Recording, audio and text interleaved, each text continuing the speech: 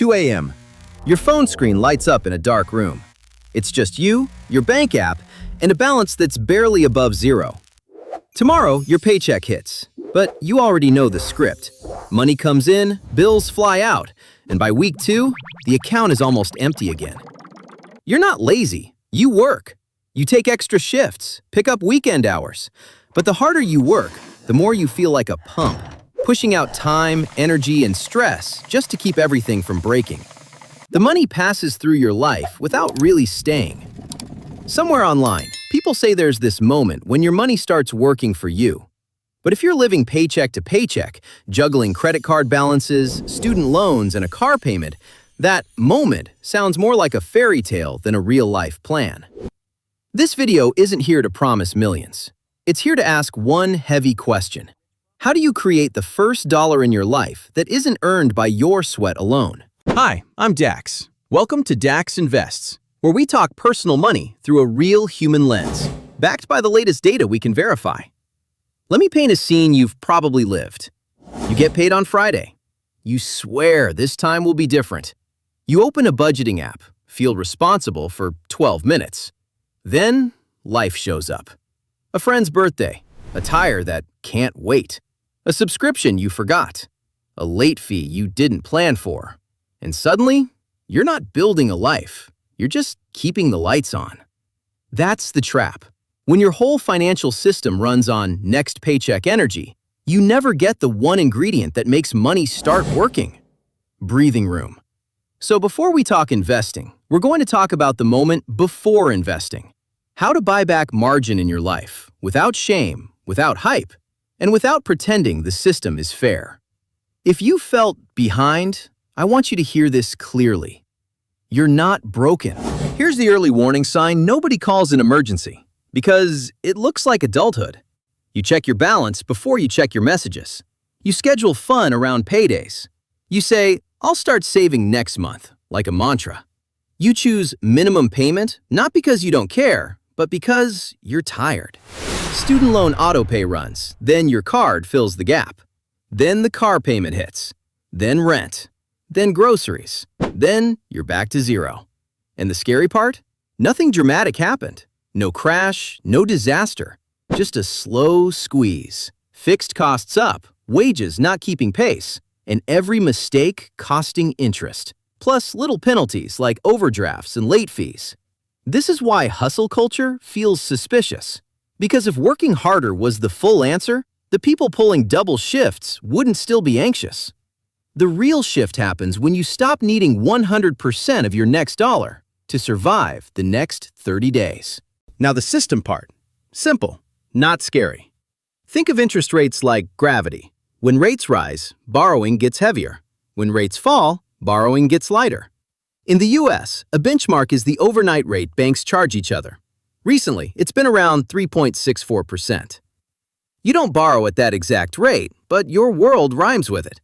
Credit card APRs, car loans, even some student loan rates tend to move in the same direction because lenders price baseline plus risk plus profit. Even savings yields often drift with this gravity too, so rates touch both sides of your life. So when you carry debt, you're basically renting money, and when that rent gets expensive, it eats the future first. Your savings, your options, your calm. A 20% plus card isn't just bad, it's a monthly subscription to staying stuck. This is why money working for you starts with one unglamorous move: reducing the gravity pulling on your paycheck. Inflation is the quiet leak in the room. If your income stays the same, but prices creep up, your life shrinks without asking permission. The latest CPI report showed prices up about 2.7% over the last 12 months. Inflation doesn't feel like a headline. It feels like the same grocery run costs a little more, the same night out costs a little more, and your buffer disappears even when you're careful. Your raises have to beat inflation just to keep you in place. Now, add housing. In December 2025, the median existing home price was about $405,400, and the average 30-year mortgage rate was about 6.06%. That combo matters even if you're renting. When buying gets harder, more people stay renters, and demand pushes on rent too. So the stuck feeling isn't random. It's what happens when inflation nibbles and housing takes big bites, year after year. Quick global detour, because patterns become clearer when you zoom out. In 1997, parts of Asia hit a financial storm that started with currencies. Countries tried to keep their exchange rates stable. An exchange rate is simply how much of one currency you need to buy another. But money flowed out fast, and pegs snapped. The IMF assembled huge rescue programs, about $17 billion for Thailand, then $23 billion for Indonesia, and $57 billion for South Korea. Why does a 1997 crisis matter to you in 2026 America? Because it shows the chain reaction. Confidence slips, currency weakens, imports cost more, inflation spikes, interest rates jump, loans get harder, layoffs follow. It's not punishment, it's plumbing. When trust drains, everything downstream gets more expensive, especially time. And the lesson for personal finance is quiet. You can't control the world's plumbing, but you can build a small tank of water at home. Same plumbing, different countries. Argentina is the textbook case of what high inflation does to daily life.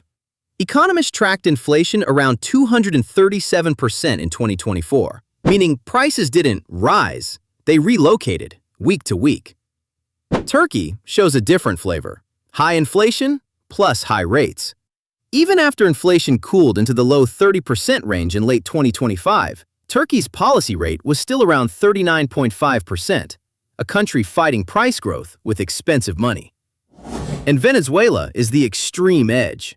The IMF once projected inflation in the millions of percent for 2019.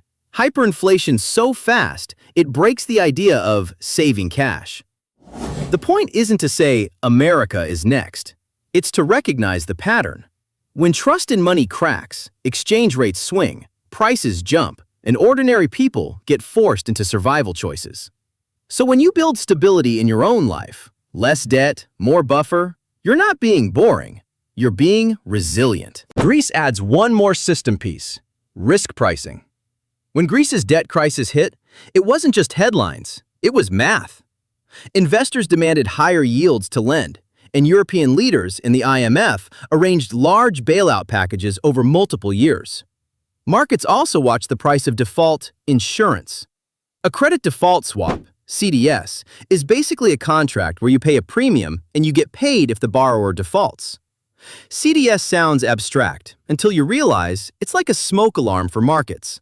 The louder it gets, the more expensive borrowing becomes, not just for a government, but for banks and companies connected to it. Here's the everyday translation.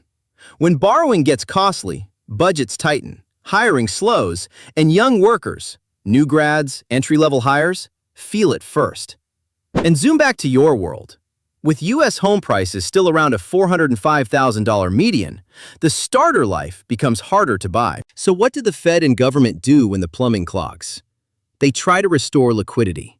Basically, can the system get cash when it needs cash? If banks and markets can't access funding, they pull back on lending, and regular people feel it as tighter credit and fewer jobs. The Fed has tools for this. One is the discount window, lending to banks so they can meet funding needs without yanking credit away from customers. There are also standing liquidity facilities meant to support market functioning and keep rates under control. Sometimes, the Fed also influences longer-term rates by buying treasuries or mortgage-backed securities, which can lower yields and loosen financial conditions. This isn't magic, it's stabilization, trying to keep a financial panic from becoming everyone's personal emergency. Now bring it back to you, the 18 to 24-year-old living inside this system. Your moment starts when you stop being forced to sell every hour of your future.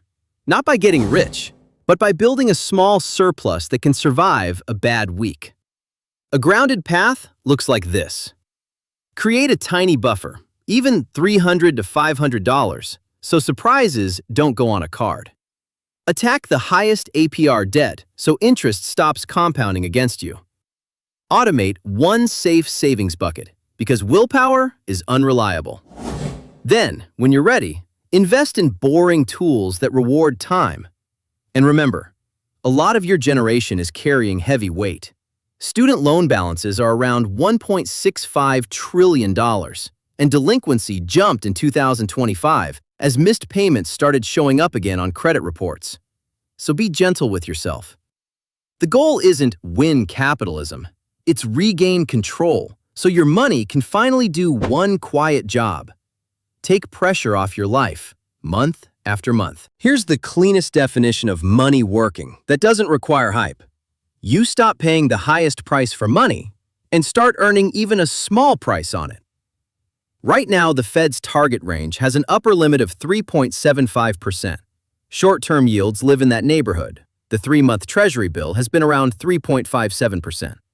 But the average commercial bank credit card rate in the data is still about 20.97%. Put $2,000 on a card at about 20.97%, and you're paying about $34.95 in interest a month if the balance just sits. Put $2,000 in a 3-month T-bill at about 3.57%, and it's more like $5.95 earned. Same $2,000, two totally different stories. That gap is the story of your stress. The moment begins when you flip the sign, when the system stops charging you rent for every dollar and starts paying you, even quietly, for holding one. And it's doable. The first job of money isn't to multiply. It's to sit still without panicking. That's what liquidity means in real life. Cash you can reach fast, without selling something at the worst moment. Markets talk about liquidity like plumbing. When it dries up, everything seizes. Your life works the same way. If every surprise goes on a card, the card becomes your emergency fund, with a 20% cover charge. Inflation makes this harder. In December 2025, the CPI was up 2.7% over the prior 12 months. That sounds small until you feel it. The same groceries, the same commute, the same rent, just a little heavier. So the near-term goal is boring on purpose. Build a tiny shock absorber. Even a few $100s can turn unexpected into inconvenient, and that's the moment your paycheck stops being fragile.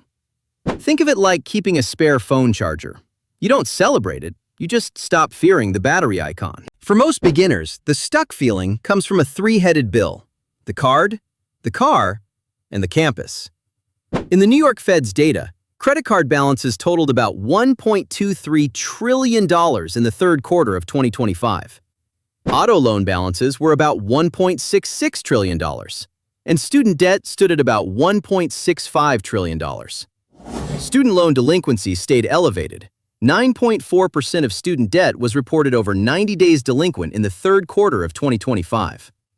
Now zoom into one person: rent, utilities, insurance, then a car note priced around 7.52% for a 72-month new auto loan in the banking data. Then the card at about 20.97%. The first move isn't be perfect. It's visibility. Write the exact minimum payments, due dates, and APRs in one place. Anxiety hates clarity. Clarity wins. Once it's visible, you can decide which flame matters most. Usually the debt charging you the highest rent per dollar. Housing is where young Americans feel the system the hardest, because it's the biggest number, tied to the least flexible part of your life. In December 2025, the median existing home price was about $405,400. Around mid-January 2026, the average 30-year fixed mortgage rate was 6.06%. Those two numbers don't just describe a market, they describe a mood. How am I supposed to start? This is where money working can mean something small and sane. Renting can buy flexibility when your career is still moving. Owning can buy stability when your life is rooted. Neither is a moral badge. The trap is forcing yourself into the wrong one because the internet says you're behind. The moment you regain control is when you treat housing like a trade-off, not a verdict. And you run the math with your actual life, not someone else's highlight reel. Today, one reason crises feel like they teleport across countries is the exchange rate. It's the price tag on your currency. On January 16, 2026, the Fed's nominal broad US dollar index was about 120.45. January 2006 equals 100. When the dollar is stronger, imports can feel cheaper and international travel can feel lighter. When it weakens, anything priced globally, energy, electronics parts, raw materials, can push harder on domestic prices. You don't need to trade currencies to be affected. Your employer sells to global customers. Your city's rents react to remote work and capital flows. Even your streaming subscription renegotiates prices in a world of shifting FX. So here's the calm takeaway. Exchange rates are background weather, not a personal failure. The way you protect yourself is surprisingly local. Keep your bills lower than your income, keep some liquidity, and don't build a life that only works if the dollar behaves perfectly. Remember the word CDS from earlier? Credit default swaps sound exotic, but the intuition is human. Fear has a price. A CDS is basically a contract where one side pays periodic premiums and the other side pays out if a credit instrument defaults. When investors get nervous about a government or a company, CDS premiums can rise. That's the market saying, I need more money to sleep at night. Here's why it matters to you. Those premiums ripple outward. Banks tighten. Loans get harder. Liquidity thins out. Less easy money moving through the pipes.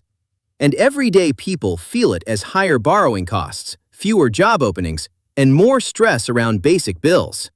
A weird little truth. Your personal APR is your personal CDS spread. If your card charges 20% because your profile looks risky, that's the system pricing your uncertainty. The moment your money starts working is when you lower that price and keep the savings. When a system-wide panic hits, governments don't print money the way TikTok says. They try to keep the plumbing from freezing. The Fed's discount window exists so banks can access funding and manage liquidity risks instead of suddenly pulling credit away from customers. And the Fed has standing liquidity facilities, like the discount window and standing repo operations, meant to support market functioning and interest rate control. In plain English, when everyone wants cash at the same time, the Fed tries to make sure cash is still available, so the panic doesn't become a spiral. For you, this matters in one practical way. Policy moves can change borrowing costs fast. That's why money working starts with defense, not ambition. Avoid becoming a forced seller of anything. If your emergency is funded and your high-interest debt is shrinking, rate changes become news, not a threat. So what is the moment your money starts working instead of you? It's not when you make it. It's when your life stops leaking interest. When a small cash buffer means a flat tire doesn't become a credit card balance.